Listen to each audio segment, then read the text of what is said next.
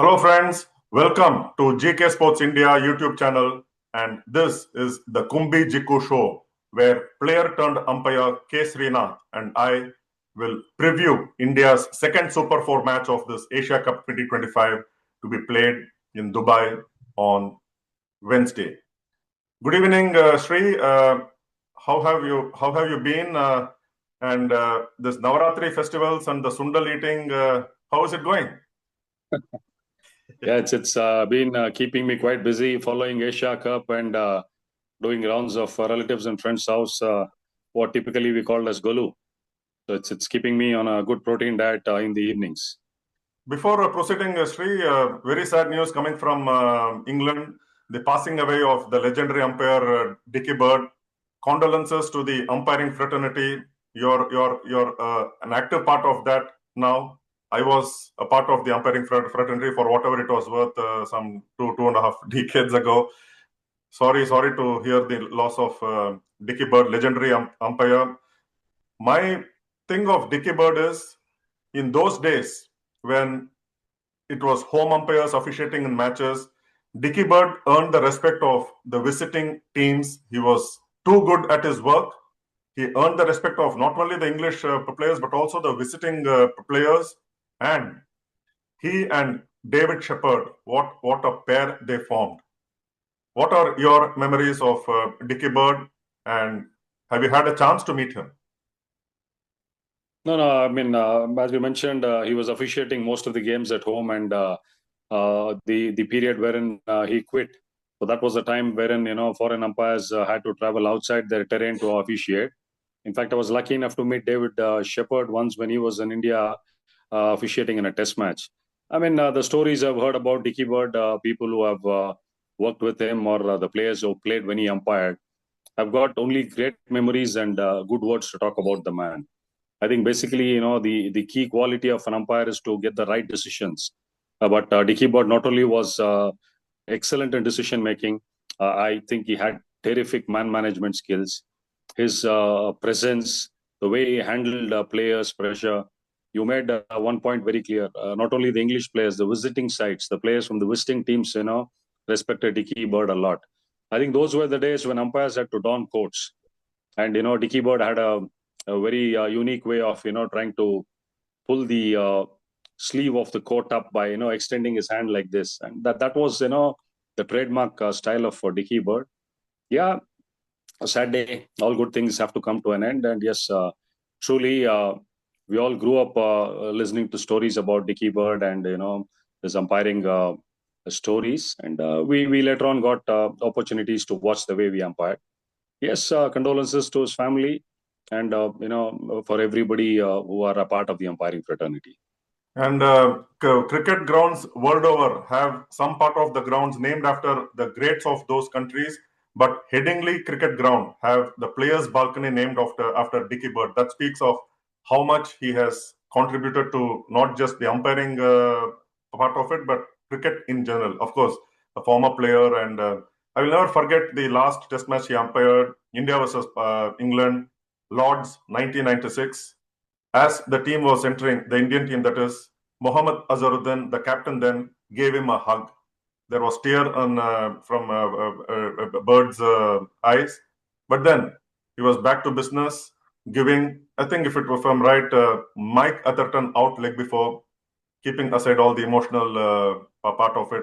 On the job, he was a fantastic umpire. May his soul rest in peace, and condolences to his family and the English cricket and Yorkshire cricket in particular. So moving ahead, India versus Bangladesh. What are your thoughts? India won their first Super 4 against Pakistan. Bangladesh also won their first Super 4 against Sri Lanka. Your thoughts? Yes, both the teams would be, tails up. The confidence, really there. And Bangladesh is one of those sides, again, very similar to Pakistan. They can blow hot, they can blow cold on any given day. And the problem with them over the last decade and a half has been, they've not been able to be consistent with their form, which has let them down on many occasions. It's just not that they are short of talent or there is any dearth of talent in their lineup. They've produced some world-class cricketers, and unfortunate they don't have Saqib Al Hasan with them anymore, one of the prolific Test cricketer, ODI as well as T20 cricketers. But as I said, there's been a bit of needle in the past, and I'm not too sure about the numbers, but you can throw some light on it. I think in the last decade and a half, I don't think, barring one occasion, Bangladesh has managed to get past India in T20 ice. So that is history, and typically, as I said, more like Pakistan, their behavior can get brash on field, and even their fans can get really volatile. And yes, certainly they won't be pushovers because, as I said, last few years there have been some close contests, though India have come up trumps in those games. Again, we are in the Super Fours. The team which wins will take one more step closer to the finals. Looking forward to an interesting game.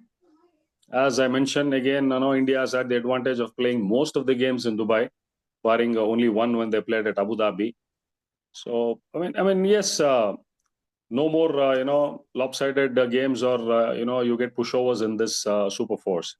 After this game, India has to play Sri Lanka, which again would be an interesting game. So, looking forward to this game, wherein, Bangladesh can put up a good show on the park, and they certainly would be coming out all guns firing. Yeah, just talking about numbers, it's been 17 matches head to head, India versus Bangladesh, and Bangladesh have won only one. And interestingly, that one match that they won was actually the 1000th T20 international. So that was in 2019 in Delhi, and Shivam Dubey is the only player from that playing 11 who is in this Asia Cup. And Bangladesh have a couple of them, including their captain Liton Das. But in the recent times, Bangladesh have done really well, Sri.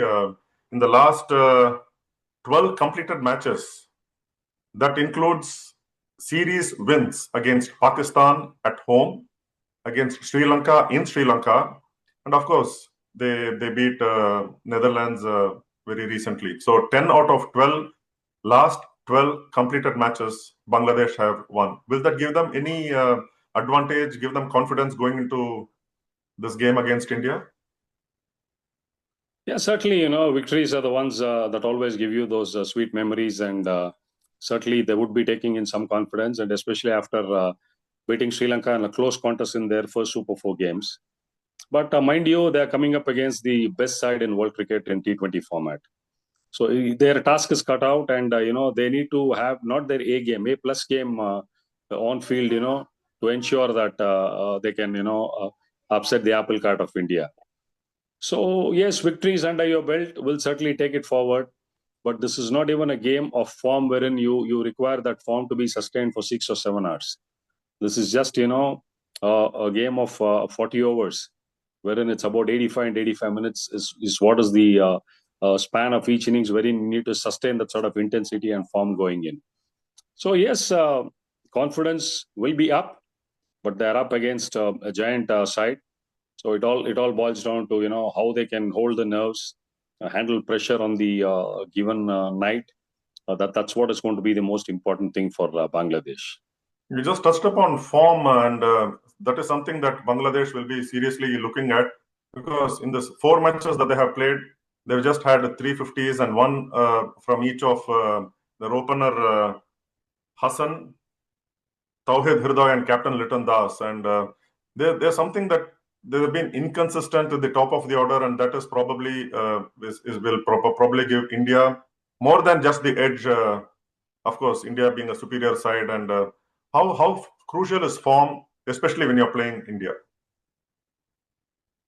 I mean, it's just not only about form, the sort of mindset you come out with and play the brand of cricket you want to, saying that, you're just not there to, take part in a game. I think they need to have the mindset of somebody like, Australia or in England when they play India. So I think to match India, man to man is something I don't believe in. But as you said, they're going to look at a wounded lion in Jasprit Bumrah. A lot of been spoken about, how he came out and he was below par against Pakistan. I think he'll be out firing all cylinders. And as I mentioned in the last show, that the next two games, the opponents are going to be in trouble. They're going to face the wrath and fury of Bumrah. Yes, and the top is very, very important in T20 cricket, because if you're not going to get the impetus going in the first 6 overs, and if you're going to be, 2 or 3 down for 30, 40, I think half the battle is lost. So it's going to be very important for Bangladesh because they're up against an informed bowling attack. Bumrah, Pandya, followed by the three spinners India has. And of course, Shivam Dube is bowled in 2 games and he's picked up wickets whenever he's bowled. So I think it's an uphill task for Bangladesh. And yes, they need more runs from their top order, especially Liton Das and Hridoy. If Bangladesh can put up a good score in the power play and capitalize on that and build upon from there, because India has been relentless. The last game against Pakistan, though Pakistan had a good power play, they were able to tighten the screws and apply brakes by bowling extremely well in the middle overs, wherein Pakistan struggled to accelerate at that point in time.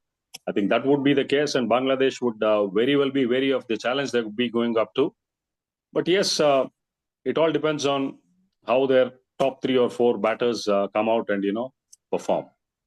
You just touched upon Bumrah and his off-color game against Pakistan, but you know what Bumrah is capable of, what he is actually. Do you see any change in the Indian playing 11 against Bangladesh? Maybe bring the variety of Arshdeep against some of the top order right-handed batsmen of Bangladesh? I mean, unless and until there is an injury concern with somebody, I don't foresee any sort of change, coming up for this game against Bangladesh, because looks like a well-settled unit, and the machinery is well oiled, and I feel they're on autopilot mode. So because most of the batters have run into form, a bit of worry in the last 2 league games where Gill got out to single-digit figures, but he came out all guns blazing against Pakistan. I think that's the quality this Indian team possesses. It's just not that they're over dependent on 1 or 2 batters. There are others who can deliver. Mind you, still Akshar and Hardik have still not got a decent chance to come out and have a hit in the middle. Same with Shivam Dube also. So my only concern would be because a small injury scare to Akshar in the game against Oman, and after that, even in the last game, he just came out and bowled 1 over. I mean, if there is an injury scare, if Akshar is not around, then maybe we could see a forced change. Otherwise, I don't see any change, in the Indian lineup. And speaking of Bangladesh, how heavily will they depend on the experience of their top bowler Mustafizur Rahman, who has been taking wickets at around 13 deliveries per wicket and going at 7 and over, and also the experience of their medium pacer Taskin Ahmed. Will they be heavily dependent on these two to apply the brakes on India? Absolutely. I think these two guys have been around for quite some time with the Bangladesh setup, and of course Mustafizur has been a regular playing the IPL in India, and certainly the Indian boys would know him at length. And of course Taskin Ahmed is a very, very canny customer, and he's done well against India. So yes, because the rest of the lineup, bowling lineup, looks a bit inexperienced in comparison to what India possesses. But these two guys would certainly, be more than their game, because it's just not about being consistent. They need to raise the bar and be at the top of their game to ensure that, because they're going to be up against the fire and ice. So if that partnership has to be broken up front, I think it's going to be very important for Mustafizur and Taskin Ahmad to deliver. But it's going to be an tough ask for them, because they're up against a gun side which possesses batting up to number 7 and 8. Right, and India and Bangladesh have had some close contests, though the result head-to-head doesn't show that.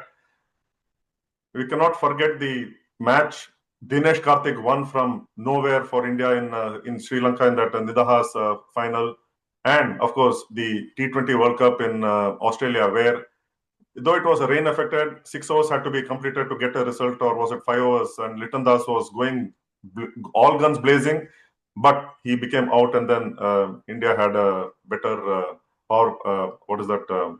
DRS or DLS power score? Yeah, DLS power score.